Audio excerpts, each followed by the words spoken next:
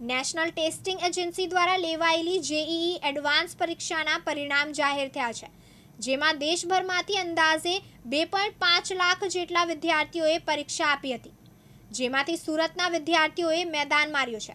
ઘણા વિદ્યાર્થીઓએ all India rank હાંસલ કર્યા છે, જેમાં ત્યારે સુરત શહેરમાં પ્રથમ ક્રમે રહેલા વિદ્યાર્થી આગમ શાહે સુરતમાં પ્રથમ ક્રમ હાંસલ કરવાની સાથે સાથે દેશમાં 17મો રેન્ક મેળવ્યો છે.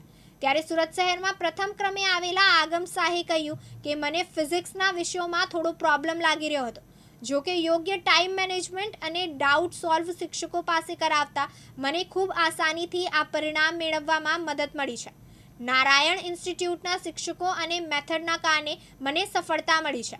આગામી સમયમાં હું એડવાન્સ ક્લિયર કરીને મુંબઈ આઈઆઈટીથી કોમ્પ્યુટર સાયન્સમાં અભ્યાસ કરવા ઈચ્છું છું.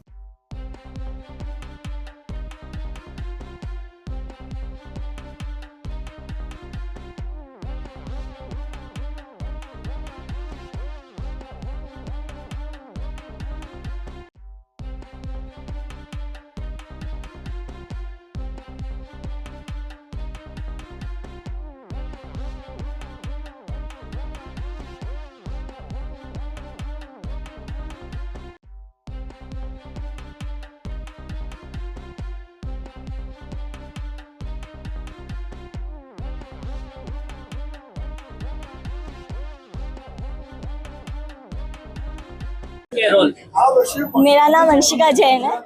मैंने जेई एडवांस 2025 में 11,038 रैंक स्कोर की है. एंड 2 साल बहुत मेहनत की थी, दिन रात पढ़ते थे, सोशल मीडिया से भी दूर रहते थे, पेरेंट्स और टीचर्स का बहुत सपोर्ट था. इस तरह से करते करते बस हो गया आज. नारायणा सूरत से किया है मैंने. 2 साल बस अच्छे से लग रहा है, मॉड्यूल सॉल्व किए और पर कभी कभी ज़रूरत होती थी तो रात में नींद भी थोड़ी बहुत कम की थी. सोशल मीडिया से दूर रहना. श्रेय किसको देना था? पेरेंट्स एंड टीचर्स दोनों ने बहुत सपोर्ट किया. મારું નામ મોક્ષ ભટ્ટ છે અને મારે જે એડવાન્સમાં ઓલ ઇન્ડિયા રેન્ક 299 છે. આના માટે મેં 2 વર્ષ ખૂબ જ મહેનત કરી હતી અને રોજે 10 થી 12 કલાક ભણતો હતો 2 વર્ષ. આખી જર્નીમાં મારા પેરેન્ટ્સે મને બહુ જ સપોર્ટ કર્યો છે. જ્યારે બી મેં દુઃખી થતો કે મારું રિઝલ્ટ મારી આશા મુજબ ના આવતું, તેમને જ મને હંમેશા ખુશ રાખવાની એ કરી છે. હા, તૈયારીમાં મેં પહેલાં તો જે વસ્તુ શીખવાડે છે ક્લાસમાં એને સમજી લેતો હતો અને પછી એને ક્વેશ્ચન પ્રેક્ટિસ કરતો હતો. અને છેલ્લે જ્યારે આખું પતી જાય ત્યારે ફૂલ સિલેબસ પેપર આપીને જ હું એ જોતો હતો કે ક્યાં તકલીફ થઈ રહી છે અને ત્યાં જ વધારે મહેનત. આ વખતે જે નીટની એક્ઝામ હતી બહુ ડિફિકલ્ટ હતી, તે વખતે આની પછી તમને મહેનત ક્યાં કામ લાગી? નીટની જેડબલની, હા, એમાં તો અગર તમે સારા લેવલના ક્વેશ્ચન્સ કરેલા છે અને વિચારવાની જે ક્ષમતા છે એ ડેવલપ કરી હોય અગર 2 વર્ષમાં, તો એ પેપરમાં વધારે હેલ્પ થાય. મારું નામ તુષાર પારેખ છે. હું નારાયણા એજ્યુકેશન ગ્રુપ માટે ગુજરાત રાજ્ય માટે ઝોનલ ડાયરેક્ટર તરીકે કામ કરું છું. નારાયણા ગ્રુપ જે છે એ 46 વર્ષોથી કાર્ય કરે છે અને ગુજરાતમાં એક નવી ટીમ સાથે આ વર્ષે જ અમે લોકોએ નારાયણાની જવાબદારી સંભાળી છે. ગુજરાતમાં અમદાવાદ અને સુરત ખાતે આ સેન્ટર કામ કરે છે. આજે જેઈ એડવાન્સ 2025ની ભવ્ય સફળતાની શાનદાર ઉજવણી આપણે અહીંયા સુરત સેન્ટર ખાતે કરી રહ્યા છીએ.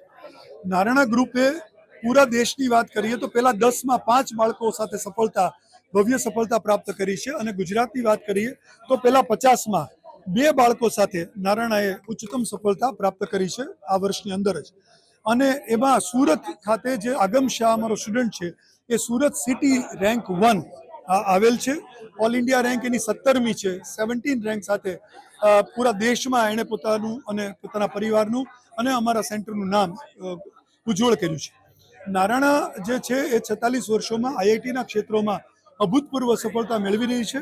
આ વર્ષે પણ એમણે જે પ્રકારની સફળતા મેળવી છે એ વિશેષણીય છે અને સુરત શહેર આ કાર્ય સાથે એક કટિબદ્ધ છે કે સુરતના બાળકો માટે આ ટીમ હંમેશા આ જેઈ એડવાન્સના ઉચ્ચતમ પરિણામો આપી, નીટના ઉચ્ચતમ પરિણામો આપી અને બાળકોનું ભવિષ્ય સુંદર કરશે. મુકેશ ગુરવ, દિવ્યાંગ ન્યૂઝ, સુરત.